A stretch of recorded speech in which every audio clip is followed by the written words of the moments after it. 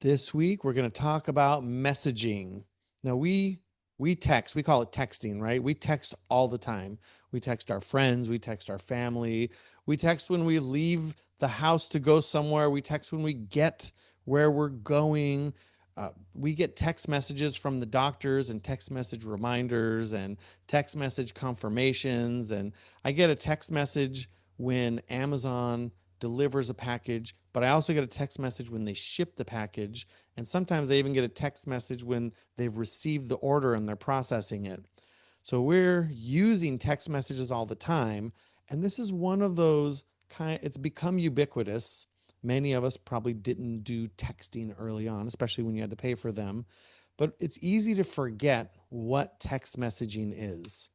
So, what I'd like to do is I'd like to break down what is text messaging so we understand what that is. And then we can overlay the internet based apps that we're all using and figure out which ones we might want to use with our friends and family, which ones are secure. Do we care if it's secure or not? That's a decision that everybody makes. So when we are talking about text messages and sending somebody, some a, a quick little note or sending them a photo, what we're really talking about are SMS and MMS. The SMS, this is the one that you might have grown familiar with, short message service. This is the one that's limited to 160 characters, kind of like the original Twitter was. That's incidentally, Twitter was originally a group text message service. And you would get all your friends on a text on Twitter and it would text them and they could all text back. SMS happens over your cellular network and not your internet data. So even if you don't have a data plan, you could still send text messages over your carrier data. And SMS is sent it's not completely in the clear, but it's not encrypted enough to stop anybody other than a casual observer. You should assume that all text messages could be read by anybody that wanted to read them, anybody technically sophisticated enough to read them. That includes a code sent from your bank to verify your login.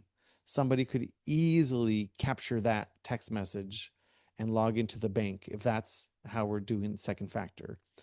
So that's SMS. We all know it. But when you send a picture, it's not an SMS because SMS is just text. That's called multimedia messaging. And this is when we were able to, later on, we were able to send JPEGs. Those are, your photos or GIFs or audio files or video. When we got MMS, we were able to start using group messages and have a series of people texted. It's also not encrypted, not the way that we think of encryption today. And you should assume that if you're using a group text message that the carrier and foreign governments and anyone that really wants to access that could read the messages. So if you're worried about anything secure, I wouldn't do it over SMS or MMS. Don't send a password to your friend over SMS or MMS, especially if you could figure out what it was for. So we've got this basic technology. It's built in we all get unlimited, right? We get unlimited text now and unlimited calls with every plan. The Mint Mobile $15 a month plan gives you unlimited calls, unlimited texts, and 5 gigabytes of data a month. And you can find various other unlimited plans for 15 to 20 bucks a month. It's pretty good.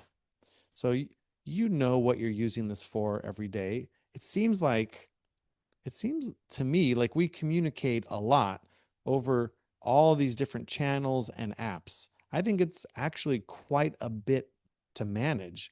Which app do I use for which service? Because on top of all the messaging, on top of all the text message apps and voice and video apps, we also have separate applications that might send us notifications or communicate through shopping or whatnot. The biggest challenge that we seem to be having today, it's not lack of choice, it's that when you want to talk to your friends, you have to be on the same app that they are. So if you have Friends overseas, they're probably using WhatsApp, and friends in the US might be using Facebook Messenger. And then you go online and you might be using Zoom. And then your close family might all be on FaceTime or something. So it's a little bit to juggle, but we're going to go through all of these, and then maybe we'll find a way that everybody can be on one for you. Just a quick note, when I'm talking about encrypted or not encrypted, there's two parts of this to consider. And one of them is the data being encrypted in transit. Everybody has this. From when you type on your phone and send the message until it's stored on the meta servers, it's encrypted. But if it's just encrypted in transit, that means that the provider, in this case, let's say Meta, can read all the messages because they just have a copy of it. But when it's end-to-end encrypted, which is this silly little letter E2EE, then it's only you and the other person can read that message. Most of the time, most of the apps, the private keys, remember we looked at private keys a few weeks ago when you encrypted a message, most of the time only the two devices have the keys, but in some cases, for example, with Apple messages, Apple also has the key and could read the message if they need to. And then anyone in the group chat also has the key. So if a message is end-to-end encrypted, that usually means nobody can read the message other than you and the person you're texting, in most cases. So again, it's levels, but maybe we'll be a little more clear on each app what we're talking about.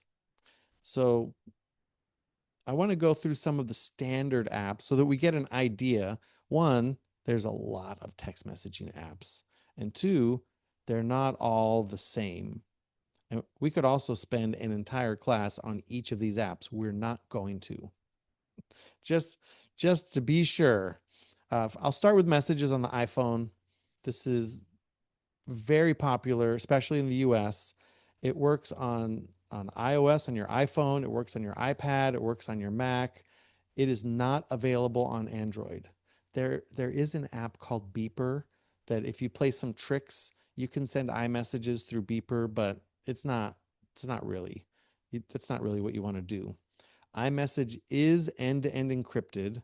They have some advanced security features, is including one we're going to look at during the lab, which is setting up your contact verification keys with iCloud.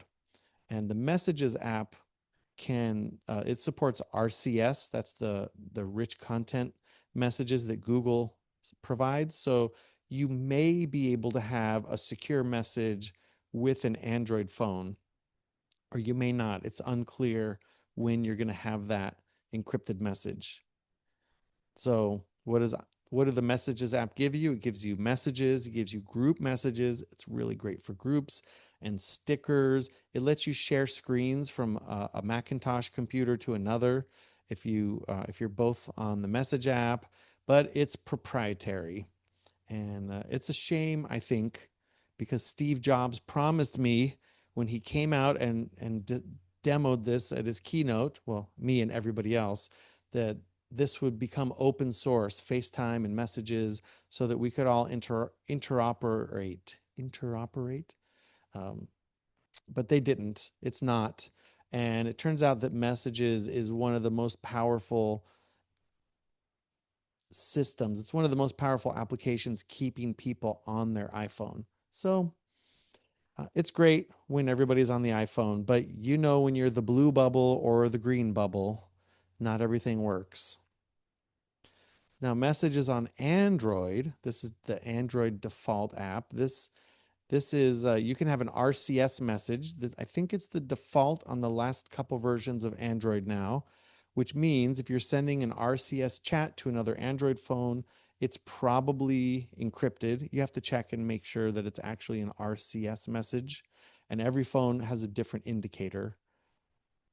If it defaults back to the SMS, it's obviously not encrypted, but RCS chats are probably secure enough for you to feel comfortable sending your regular day-to-day communication that you would. And you get regular messages, group messages, some rich chat features. It's also a proprietary system. So we can't look into it and verify, but third parties are looking into it.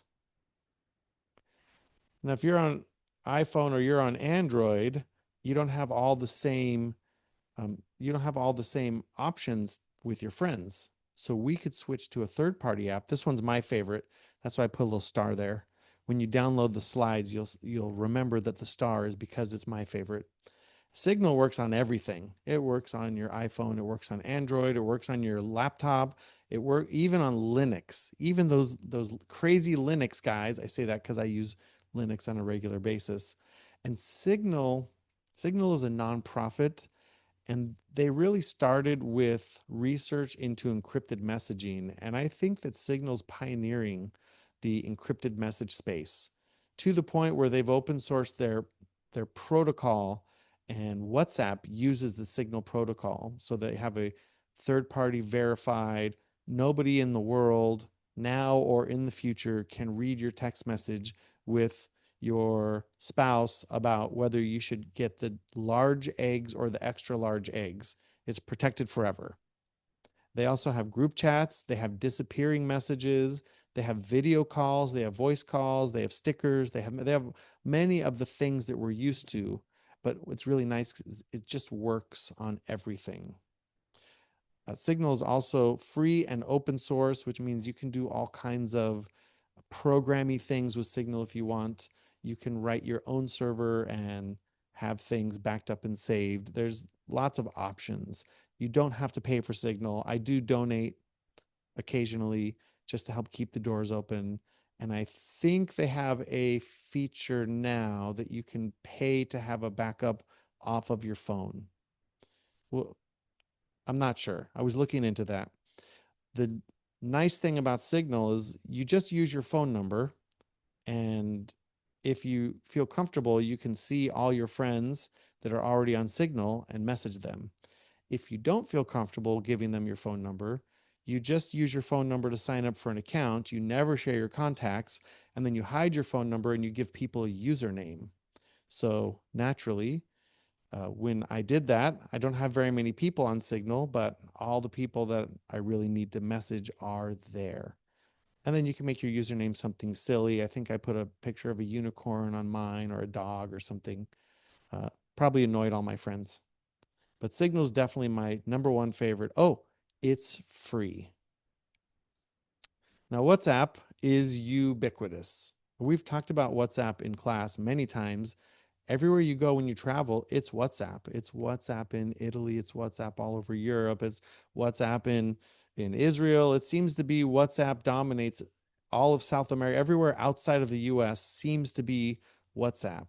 And WhatsApp is very flexible. It works on iOS, Android, the Macintosh. It works on Windows. You can use it in a web browser or install the application. WhatsApp uses the Signal protocol for your text messages and group messages. So it is very secure. Meta, who owns WhatsApp, that's Facebook, they still know that you're texting your spouse, but they don't know whether you want extra large eggs or small eggs or something. Do we want the heavy cream or something? They don't know. They don't know what the content of the message is, just that the people are messaging. So WhatsApp is free. You don't have to pay any money. I was a WhatsApp user before they were bought out, and I did pay for it at the time because I thought it was such a great app. I think it's still a pretty good app. It's still pretty solid. And they have file sharing, media sharing. They have some communities. I don't use it for that, but you can do the other features are all there for us. Same thing with Facebook. It's available everywhere. Facebook Messenger, not encrypted by default. If you open a secret chat with somebody, then it will switch to using the Signal protocol, but nothing is encrypted by default. And why would Facebook build a global infrastructure so that you could send messages and make phone calls and share posts and files and video and all the great things that Facebook Messenger allows you to do? Consider how they're getting that done themselves. We know that Signal is a nonprofit, and and Apple wants to keep you on the iPhone. So WhatsApp being totally free and wonderful, they have to pay for it somehow. So it's probably our contacts and what we're doing. Same thing with Facebook. It's probably all those unencrypted messages and getting ads. We can make a lot of guesses. There have been some research into how Facebook and Meta are paying for this, but it's pretty great considering all the things it does for you, and it just works.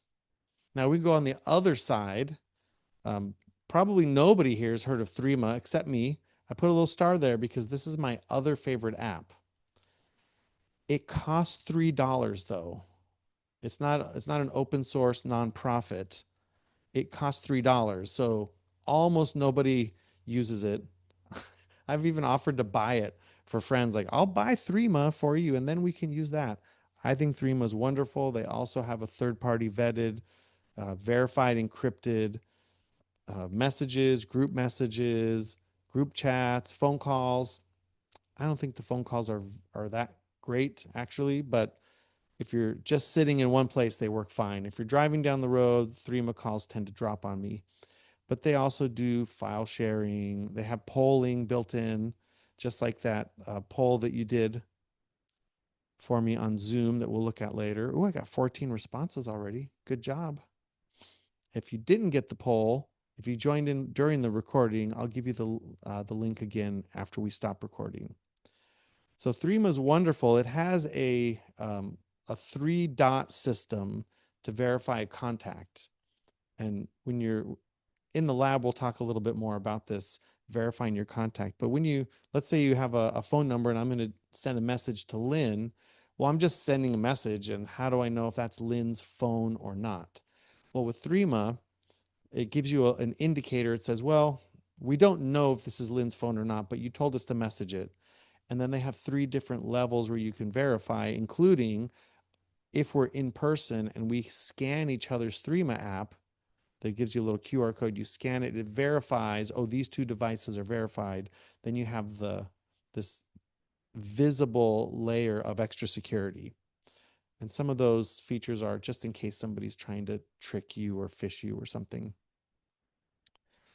There's another app called Wire. This is a commercial application with free and paid tiers. Wire works great on the desktop, so it's real easy if you're looking for something that has some free usage that's usable. And I don't know that anybody here in this class was ever going to look for a paid version, but it's exceptional for businesses. Threema and Wire are good for enterprises that want to pay for this communication. And I can't leave out the big ones from other countries. Line. I think all my Japanese friends know Line. Line has a letter sealing encryption. I don't know exactly how it stacks up to the other encryption algorithms. It can't really be as good as Signal. I'll have to look later, but rather than making a big deal about it, I put it here. They say they're encrypted. You get all the same messages that you want. It is free to use. And again, it's a matter of, well, where are your friends? So if your friends are online, you're going to have Line also. And what about WeChat? WeChat is a behemoth in the chat world. And in fact, in China, WeChat has games, it has all your payments, you buy everything, files and media. They have some encryption, but the WeChat servers have all the data and can read everything. So if you are a WeChat person, I wouldn't put I wouldn't send anything important through because you know that the government will be reading that if they come around to it. And then what about? This is the what about, because as I mentioned, there are dozens of these things. What about? I see in the chat, what about Viber? I like Viber. I used Viber a bunch. I think their encryption, the last time I looked into it, was pretty good. It had a decent voice and video call. Not quite as solid for me as Signal. I think they're a good app. If you and your family are using Viber, it's probably fine. And then what about Telegram? Oh, lots of people use Telegram. Telegram is not encrypted. It's not encrypted. They call it a secure messaging app. It's not. You have to make a one-to-one app, not a group, and then you have to turn it into a secret chat, which is a different chat, and then you have some kind of encryption, which the Telegram, the brother of the founder, created this algorithm that seems to be pretty great. But the fact that you have to go through multiple steps, to me, means most people won't turn on encryption. You won't be thinking about it. You'll send something personal, and now it's open to whomever.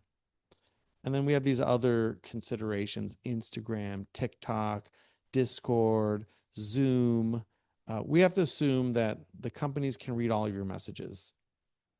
If it wasn't on the list, well, there might be some, there are some others like Session. I didn't want to bring up Session in detail. It's using blockchain, so it's a little more complicated.